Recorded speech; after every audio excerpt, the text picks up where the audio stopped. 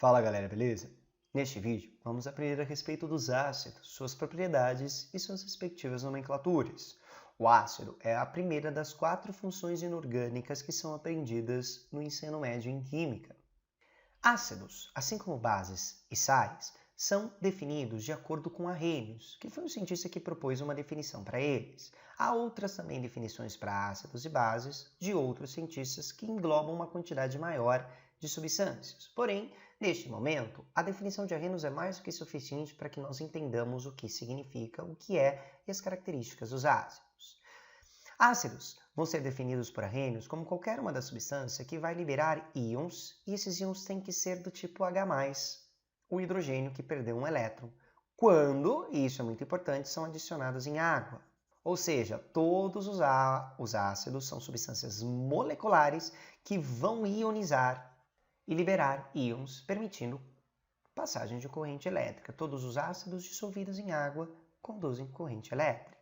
Uma das formas de identificar apenas visualizando que a fórmula é um ácido é porque essas fórmulas todas começarão com H, o que facilita bastante que você localize e classifique aquilo como sendo um ácido. Também, muitos alimentos do seu cotidiano, muitos sucos, muitas frutas, são ácidas. E são ácidas principalmente porque muitos deles têm os chamados ácidos orgânicos, que são ácidos que vão ser estudados dentro da química orgânica. No geral, os ácidos eles tendem a ter sabor azedo, que é uma propriedade que eles têm em geral. Aí nós podemos situar os ácidos presentes na maior parte das frutas, como limão, laranja, kiwi. E eles também são muitas vezes corrosivos, ou seja, mancham, corroem estruturas e assim por diante. Para dar nomenclatura aos ácidos, nós primeiro temos que classificá-los em 2 grandes grupos, os grupos dos hidrácidos e dos oxiácidos. Hidrácidos são aqueles que vão ter hidrogênio, começando, pois hidrogênio sempre marca o início da fórmula dos ácidos, e um outro elemento qualquer, que eu vou chamar aqui de X. Não pode ter oxigênio para que ele seja classificado como hidráxido. A nomenclatura desses hidrácidos será ácido, começando sempre no nome, o nome do elemento X e, por fim, a característica de todos os ácidos que são hidrácidos é o sufixo hídrico, que caracteriza todos eles. Por exemplo, todos esses daqui começam com hidrogênio, são ácidos e, portanto, a primeira palavrinha que vai caracterizá-los é a palavrinha ácido. Todos eles começam com ácido. E aí, o que vai mudar é o nome de cada um dos elementos. Aqui nós temos o Cl, que é o cloro, portanto, ácido cloro mais hídrico, juntando tudo, nós temos ácido clorídrico. No caso do Br, que é o bromo, bromo mais hídrico, juntando bromídrico. O enxofre e o CN foram colocados aqui propositadamente porque tanto o enxofre quanto o CN não recebem o nome deles. Primeiro que CN não é um elemento, são 2, carbono e nitrogênio, e o S é o enxofre, que não aparece na forma de enxofídrico, e sim na forma de sulfi, que vem aí do seu prefixo do latim sulfi, mais hídrico, sulfídrico. E por fim, o CN é o grupo chamado de ciano, portanto, ácido cianídrico. Por sua vez, os oxiácidos são aqueles então que têm na sua fórmula o hidrogênio, um elemento qualquer e um oxigênio. Portanto, eles têm uma classificação toda especial e têm também uma nomenclatura diferentinha.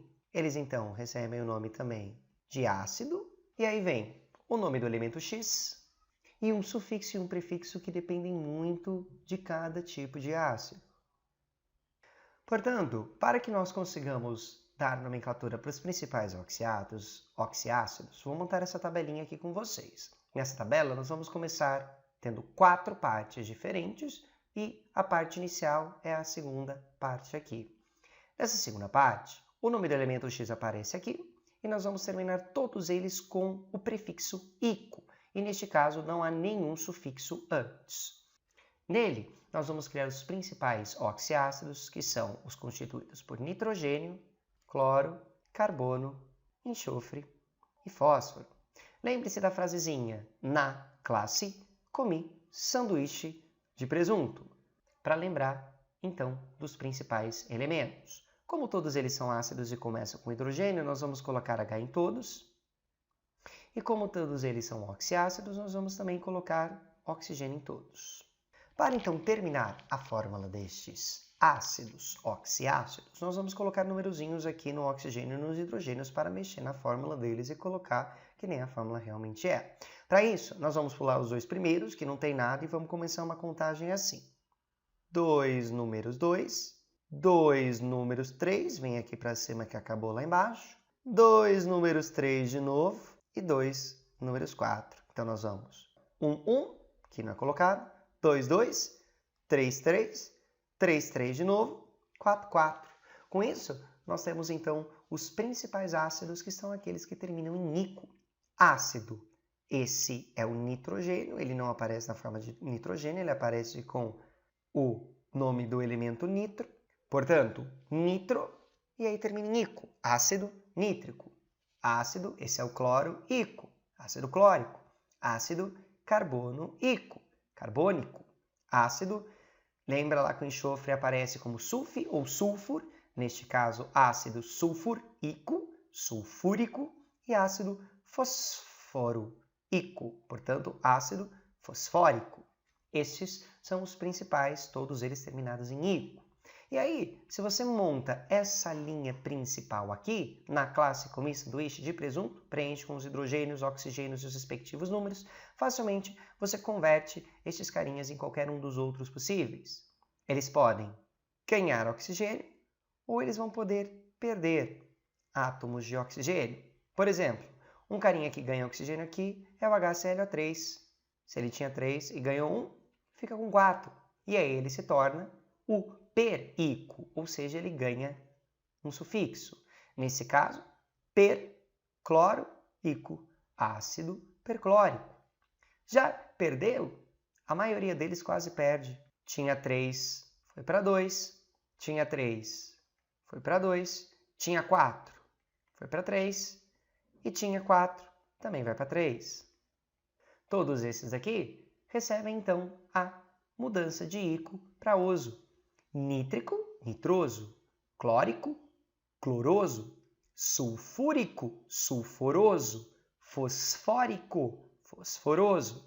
E aí, pode ainda perder mais um oxigênio. Reparem que apenas os oxigênios que são ganhados ou perdidos, não há mudança na quantidade de hidrogênio de nenhum deles. Neste caso, o H3PO3 perde um oxigênio e vira H3PO2, formando o ácido, e aí coloca-se aqui também um prefixo hipofosforoso, hipofosforoso. Portanto, temos bastante possibilidade de nomenclaturas dos oxiácidos. É um pouco complicado mesmo, mas só que principalmente nesses daqui, que são de longe os mais importantes ácidos que estão presentes no nosso cotidiano, em níveis industriais, e são aqueles mais cobrados e que mais aparecem.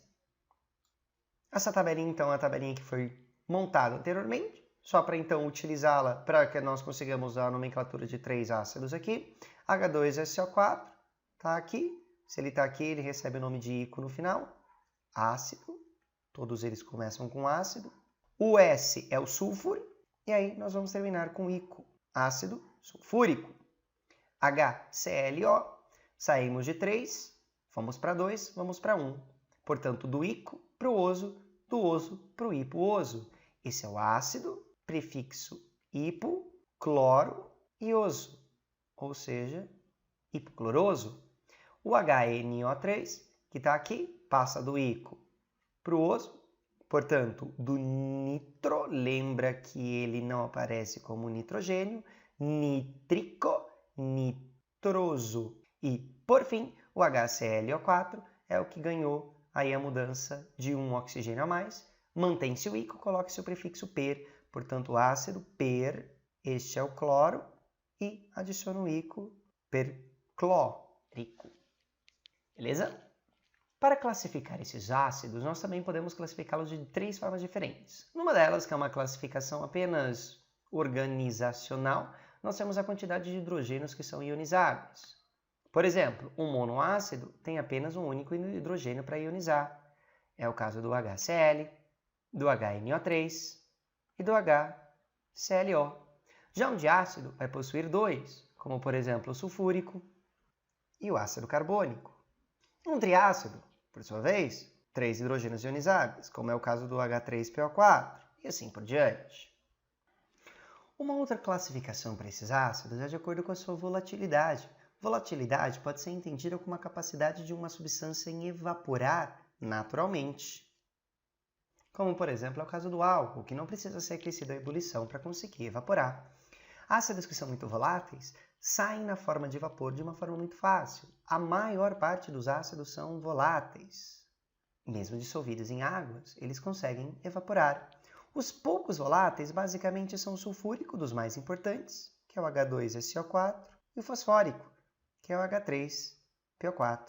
Embora essa classificação de volátil e não volátil não seja muito importante em termos de vestibulares. Por fim, algo muito mais importante que as outras duas classificações é em relação à força desses ácidos, que tem a ver com a quantidade de H+ que realmente foi ionizado. Por quê? Não são todos os H+ que serão liberados em água.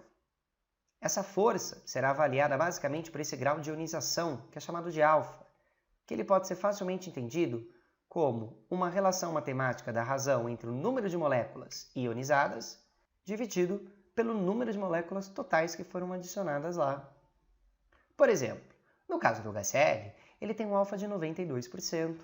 Tudo isso multiplicado por 100 para dar um valor de porcentagem que é mais facilmente associado do que valores aí de 0 a 1. Por exemplo, o HCl tem um alfa de 92%. Do total que foi adicionado, 92% se ionizam. Já no caso do HCN, apenas 0,0008% ioniza do total que é colocado. Ou seja, esse é um ácido que tem pouquíssimos dessas moléculas totais, formando o H+ e Cn-. Por exemplo, o HCl tem um alfa de 92%, ou seja, do total, 92% das moléculas vão ionizar em H+ e Cl-. Relembrem o que é ionização e dissociação da aula de condução de corrente e eletrólitos. Já no caso do HCN, apenas essa porcentagem ridiculamente pequena de 0,008 irão liberar H+ e Cn-. Ou seja, esse cara é muito mais forte do que é o HCN, porque apenas uma pequena parcela libera o H+, que dá as propriedades principais aos ácidos, enquanto no HCl é uma liberação de uma grande quantidade. Para a classificação de um ácido em ser forte, moderado ou fraco, nós consultamos então esse valor de alfa. Se esse alfa estiver entre 100% e 50%, nós temos então um ácido forte. Se esse alfa estiver entre 50% e 5%, nós temos um ácido moderado ou semiforte. E por fim, se esse alfa estiver abaixo de 5%, nós temos um ácido do tipo fraco. HCl, portanto, consultando com 92, nós temos essa primeira faixa, portanto, este é um ácido forte. E HCN consultando, nós temos muito abaixo aqui da terceira faixa, ou seja, um ácido fraco. Essa classificação de ácidos fortes ou fracos pode também ser feito de uma forma diferente se esse ácido for um oxiácido, ou seja, possuir oxigênio. Nesse caso, nós vamos poder fazer uma continha para avaliar a força, que eu vou indicar aqui como X. Pegaremos o número de oxigênios e subtraímos do número de hidrogênios. Se esse valor der 3 ou 2, nós diremos que ele é forte. Se der 1, moderado. E se der 0, fraco. Para esses três exemplos aqui, vamos lá. Número de oxigênios 4, portanto 4, menos número de hidrogênio 2.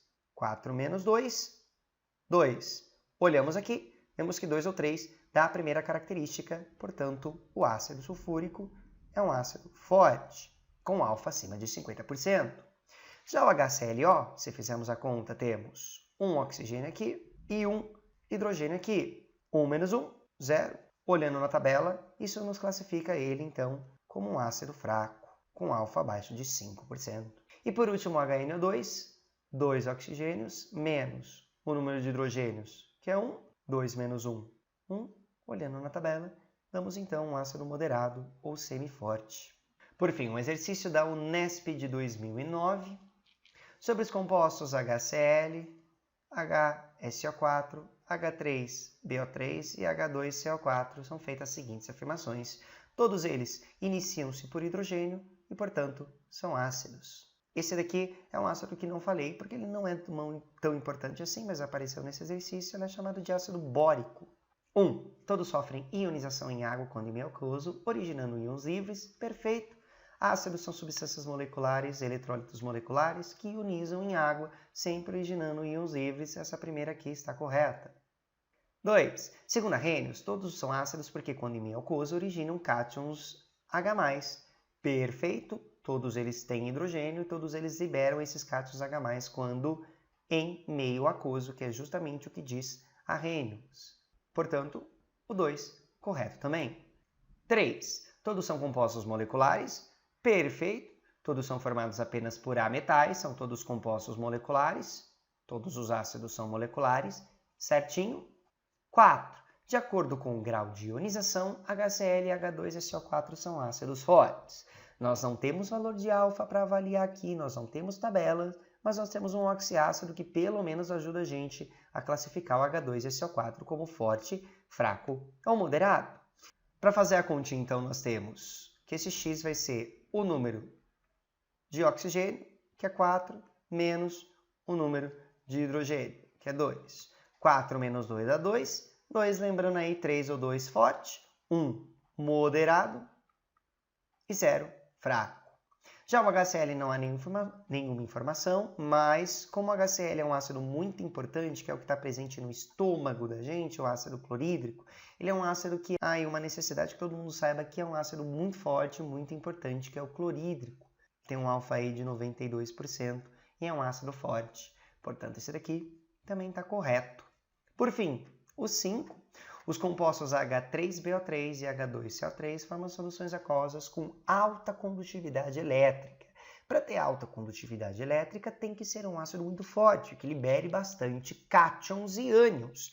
Então, se a gente conseguir classificá-los como forte, isso daqui está certo. Se der moderado ou fraco, aí não é alta condutividade. Fazendo essa continha, então, para o caso do boro, são 3 oxigênios menos 3 hidrogênios. Isso dá 0. 0 é um ácido fraco. Nem precisa fazer o anterior, o posterior, que é o ácido carbônico, porque a gente já percebe que por ser fraco, isso daqui não pode ter alta condutividade. Ou seja, esse daqui está errado. Temos então 1, 2, 3 e 4 como sendo verdadeiro, 1, 2, 3 e 4, gabarito, o item E. Beleza? Valeu!